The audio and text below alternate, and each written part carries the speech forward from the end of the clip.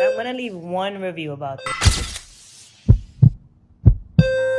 This constantly has been happening today. It happened at 6 a.m. and then it's happening now again. So right now, I'm working. As you can see, working. Going to sleep, watching TV. I'm working, tired, but I'm gonna get on the road tomorrow. We're gonna drive to Fort Stockton, Texas, sleep there, and then we're gonna go to Phoenix, Arizona, and then we'll be in LA by Thursday. So,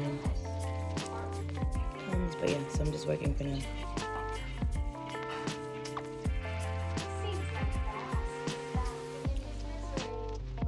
It's like because of this whole new layer of snow,